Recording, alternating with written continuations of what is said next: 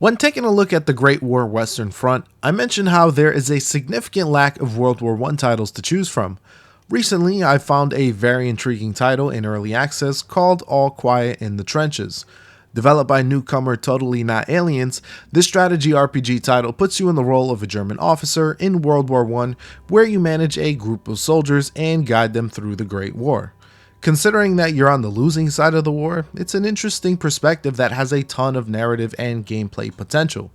With that said, is this game worthy of an early access purchase? So when you start the game, you can select a new game. There's also a few options here, including enabling hard mode and playing with only a single save. Since this is my first time, I have chosen to enable the tutorial without any additional modifiers. Once the game begins proper, you'll be taken to the journal where your first 4 characters in your unit are introduced. Your journal is written by your character and ultimately is used to push the narrative forward. Interestingly enough, your starting squad is randomly chosen every time you start a new game. So this title is ultimately divided up into 3 sections. You'll either be in battle, in the trenches, or at camp. At camp, you'll be given various tasks by Lieutenant von Karsbruck, as well as other characters from time to time. Assigning someone to a task is as easy as dragging a person onto it, or clicking on the task itself to assign your subordinates. You can also take the initiative by asking around if anyone needs help in order to increase your relationship with someone. This can lead to unexpected benefits down the road, such as additional food supplies or even getting a much needed break from tasks. The tasks that are accomplished will affect the troops that work on them. For example, having a soldier constantly help with the field hospital will give them medical training that may be invaluable on the battlefield. This also applies to all phases. It's honestly pretty cool seeing a young, inexperienced conscript turn into a battle-hardened veteran throughout the course of the game. Insert some reference to All Quiet on the Western Front here. After a while, you'll be taken to the trenches where you'll have different tasks to perform with the added risk of your men getting injured. Similar to the camp, you'll have to be mindful of your food supply and your men's stamina.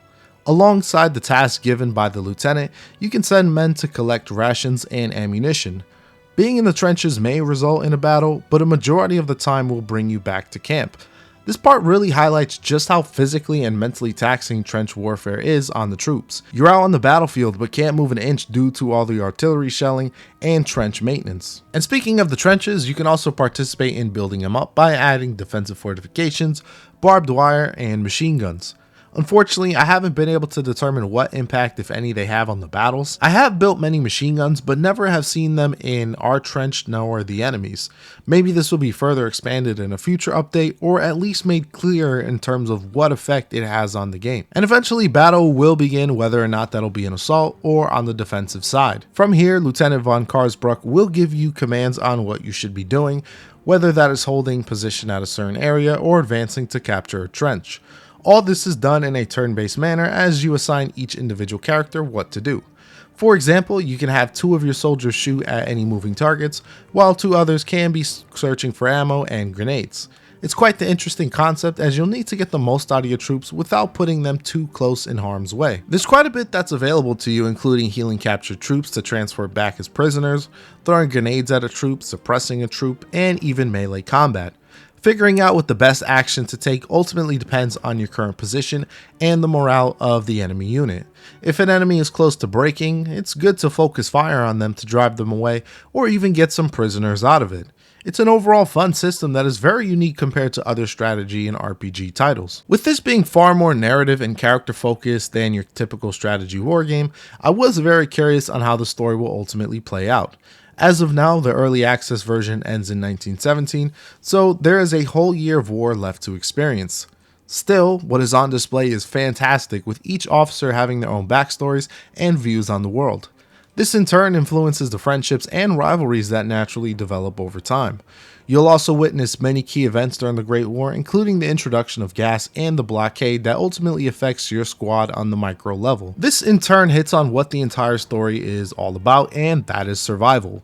While you can try to be the hero by crossing through no man's land and driving the Allied forces backwards, the war is ultimately inevitable in terms of the outcome. It's about doing the best you can to get your men home, to hopefully see their families or pursue their dreams, and ultimately that's the greatest achievement anyone can have in war. As you play, you'll also have events that appear where you'll be given a choice on how to react. Most of these are based off of the characters in your squad, adding a ton of replay value on how to approach these events. Some of these can be based on circumstances, while others are character specific, like one character expressing interest in a hobby outside of war. You can either encourage it or discourage it, which will have different results and may even change the personality of the character. It adds a visual novel element that is great for the overall narrative. If I had to point out a negative that I hope gets addressed in the future, is the constant repeat of certain dialogue events. I'm not sure if this is just due to more content needing to be added, but it gets quite repetitive seeing the same events with the same people over and over again. I'm assuming this will be addressed in early access, but figured it needed to be called out. And before I get to the closing thoughts, I do want to touch upon the presentation aspect. Personally, I really like the art style as it reminds me of the game 13 from Ubisoft and even a bit of Valkyria Chronicles without going full anime. The music is pretty typical for this game with nothing that really stood out. I also couldn't find a soundtrack to purchase, so I'm using music from Silent Storm instead. So overall, All Quiet in the Trenches is a very solid and unique World War I early access title that I'm looking forward to see completed. With both a strong and interesting narrative alongside some fun strategy gameplay, All Quiet in the Trenches certainly stands out amongst its peers. My only gripe is how the same dialogue events appear in a playthrough, which sounds minor, but definitely affects the player's immersion over time. The current price is $25, which isn't terrible for a game like this, but is a bit concerning considering that price is slated to be raised the closer we get to a full release. I was able to pick this up at a discount at 20% off, bringing the overall price to $20. For that price, it is well worth the investment. Thank you all for watching as always, and this is Powerhouse, signing off.